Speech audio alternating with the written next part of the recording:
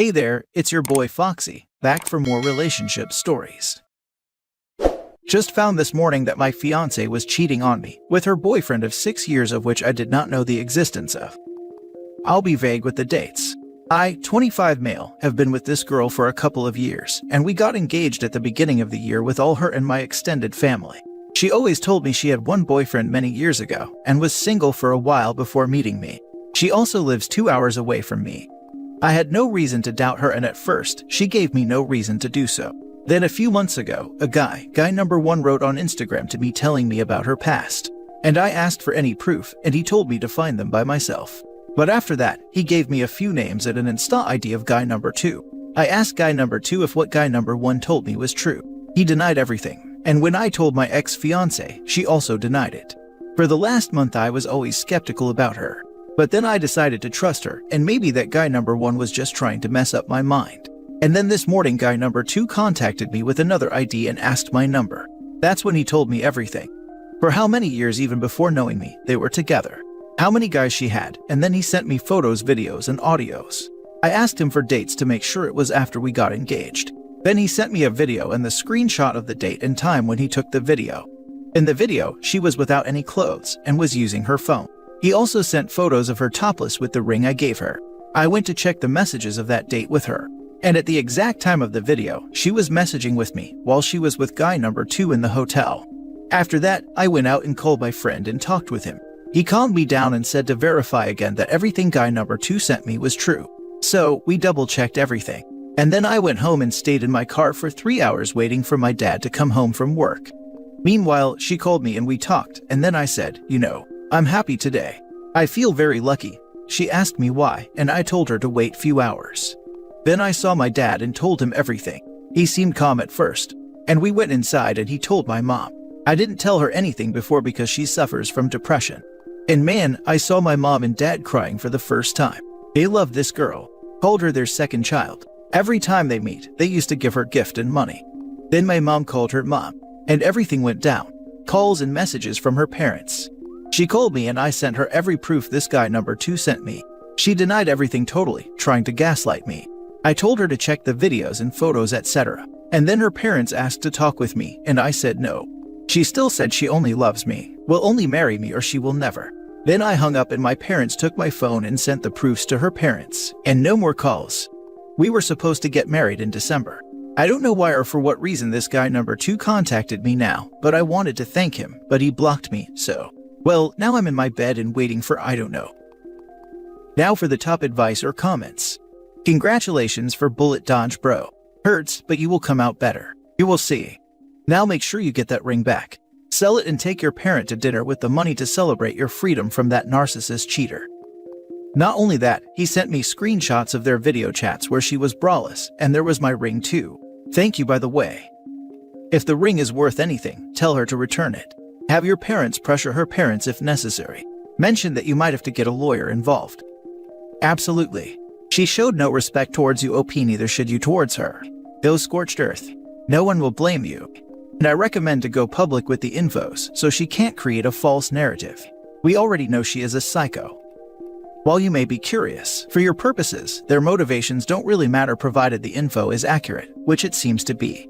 When she said she only loves you, either she's lying or this is how she treats the person she loves. Neither is a good quality in a partner. Cancel any wedding plans you've made and don't fall for any fake promises or couples therapy BS. She did this after agreeing to marry you. This is as loyal as she's ever going to be, and she failed miserably. It's time to end it. You may not want to advertise what happened, but I wouldn't lie to anyone who asks. Thank you. Already contacted my uncle in my home country to cancel everything. You got so lucky. Someone up high was looking out for you. It hurts, but at least you didn't get married. That's what my dad told me. Horrible, but you now see the real her. Better to be broken now than broken 10 years from now where she gets the cash and prizes for infidelity. Well, I already took care of that. I'm the only child and my parents are immigrants. We saved money to build a business since I don't want my dad to work heavy jobs. He did already everything he could for me. And early this year, we bought 3 apartments and I paid extra money, put them on my parents' name. So if something happens like a divorce, whoever she is wouldn't get anything. There aren't prenups here. Next story. Wife of 5 years revealed she cheated on me less than 24 hours ago. I'm 30 male, she is 26 female, and she cheated on me less than 24 hours ago. She claims it's the first and only time, but I don't think I can trust her. I'm a shift worker, so I was on my night shift from 6 to 6 when the infidelity took place. Yesterday night she left with our 2 daughters to take them to her parents' house. I left to work my shift around the same time. She was dressed nicely, because after dropping our daughters off, she was supposed to be attending a birthday party at a local restaurant. Around the time they were finishing eating, I called to check in with her to see how she was doing and if they were doing anything afterwards. She told me they planned to go to a bar, then she would be headed back to her parents' house to stay the night there with my daughters. I told her okay, be careful, and I loved her. After this point I had tried texting her a few times, but she never responded.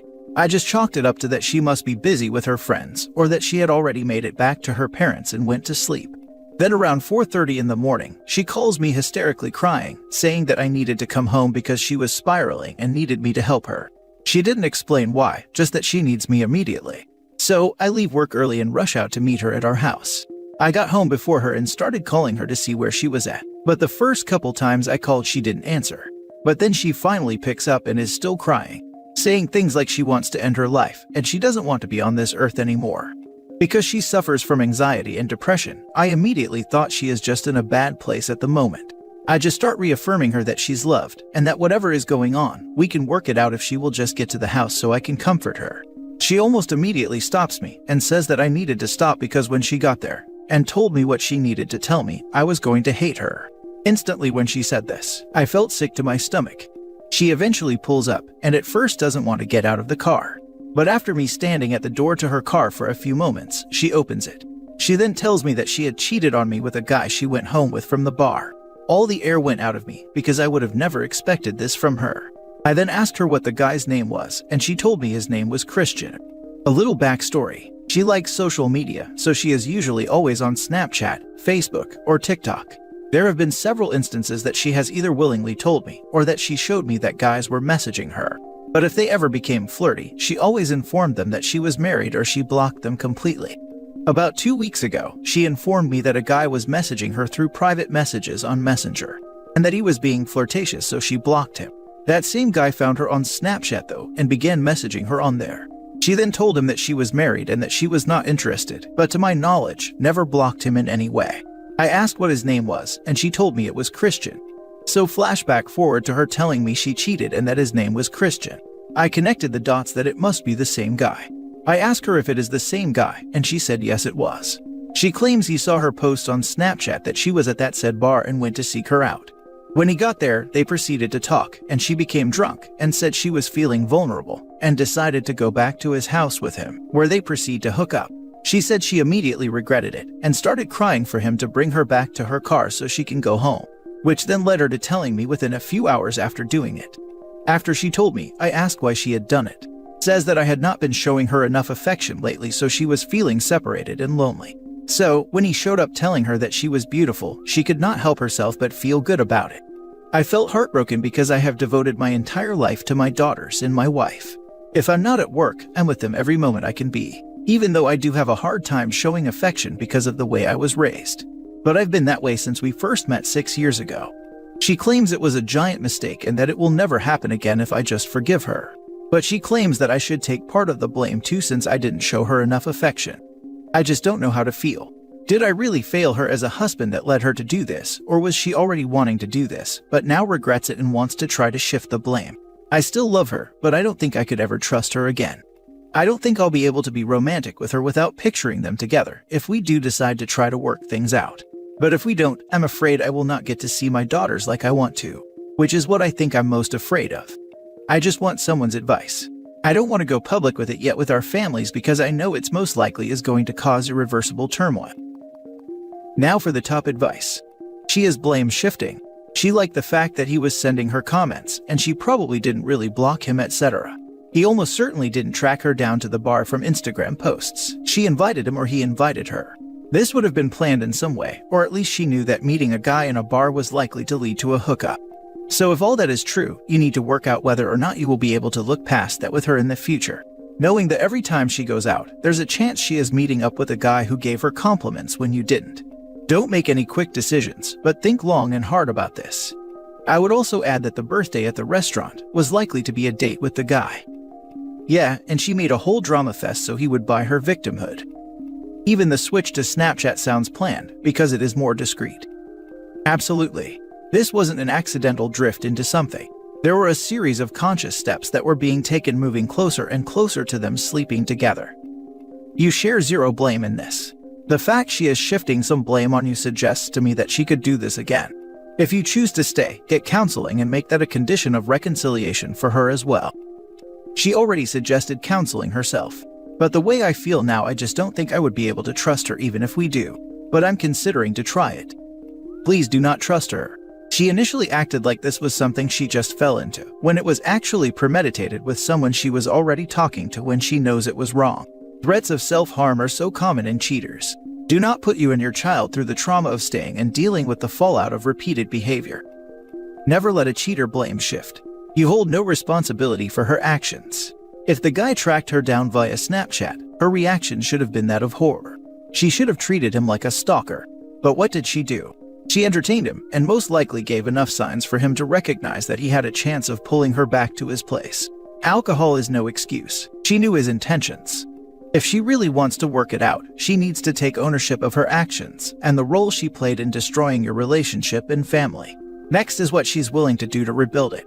It's all on her. Now for the last story. I know I'll eventually leave, I just don't know when I'll have the strength to. Almost a year since D-Day, and it's been objectively great. Wayward wife has done everything I've asked and has been a model spouse. We're communicating well, intimate life is better than ever, and there's nothing indicating she's not 100% committed towards staying loyal. We're both in therapy and have holistically become better people, individually and as partners. All to say that I know in my heart that I can't continue this farce. There has not been a single night where I didn't wake up to at least one bad dream. And there hasn't been a day where I haven't been plagued with intrusive thoughts. I fight through the doubt, the fear, the demons, and the anger every day for myself and my family, but it's endless. My subconscious mind resets itself every day, and I wake up starting the fight anew.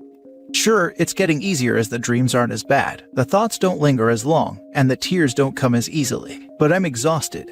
The hysterical bonding phase has run its course, and the resentment is seeping in. I'm constantly drifting off into some daydream where I'm single and exploring a new city alone, with exciting new women in my life showering me with affection and attention without having had betrayed me.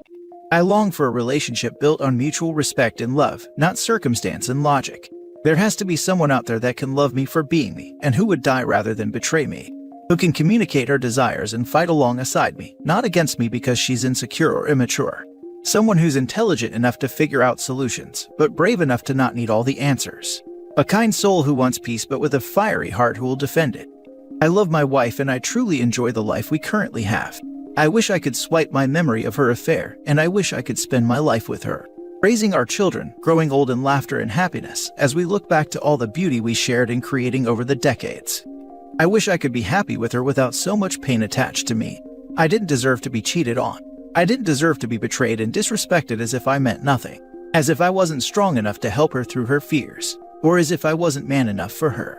I can't though. There is no future where we stay together and I respect myself, where I can hold my head high without doubt or fear sucking me down into despair. I'll never know the totality of her actions. If this truly was the first time, or if the actions she described occurred as told, the triggers will lessen and new memories will overlap the bad ones, but the body will remember. And her actions will corrupt my dreams for as long as she lays next to me. No matter how many nights I fall asleep in her arms, no matter how many kisses, surprise gifts, or words of endearment, there will be rot that festers. I'm not leaving today and I won't leave tomorrow, but that date is coming and I'll eventually be strong enough to start my new life. This is the feeling that sucks the most. I didn't reconcile with my ex, but he wanted to, and I know what we had and how I wish we could just wipe away the infidelity and go back to our happy life. But reality is, I'm up all night every night wishing he would stop trying to fix it and just let me move on. I'm heartbroken but still feel trapped. He destroyed our family and she destroyed yours. There's just no real safety or trust after that, even if you still care for them. It's better to just end it and try to be amicable for the kids. Reconciliation is just more selfishness on the part of the wayward wife, in my opinion. They just don't want to feel bad about themselves at the expense of the betrayed's happiness. I'm honestly not sure what the motivation for reconciliation is for her, but I have a year's worth of effort that tells me she's remorseful and truly wants to fix the broken parts within herself. I cannot deny the improvements she's made, but it's not enough for me. It can't undo what's already happened. Is it selfish for her to attempt reconciliation? I don't think so. I could say it's selfish of me to keep her roped along while I make up my mind, especially now when I'm certain I'll be leaving. Some would say I'm entitled to that and she's at my mercy for what she did, but who's to judge? My goal isn't to make it even or for either one of us to suffer. I just want peace. I'll be tied to her for the rest of my life due to our children, so I want her at her best. For them. Seems like you're beating around the bush here. You're putting off the inevitable. Why waste time prolonging this farce as you called it? This might sound harsh, but I'm gonna be honest. Stop being so weak. This woman crapped all over you. Do what needs to be done. Yeah, it's easy to see me floundering as weakness, but I'm not an impulsive man. I like to take my time to make decisions, especially when I'm not the only one impacted. If time is being spent proactively to better himself and legally defend himself, I accept the beating around the bush emotionally. Only so long as you have the willpower to see it through. I think OP knows it won't get better, so I think it is him working up to ripping the bandage off. This is the mindset I'm in. I'm slowly repairing myself mentally and spiritually, so I'm in the proper mindset to make an important life decision. It's unfortunate that it's taken me this long, but there is still life to contend with. Now, I'm financially independent and emotionally stable. I've been in therapy and I've positioned myself for the next step. Now I wait for window of opportunity to make my exit, to cause as little discomfort to my children and family as possible. She may not deserve that grace, but they do.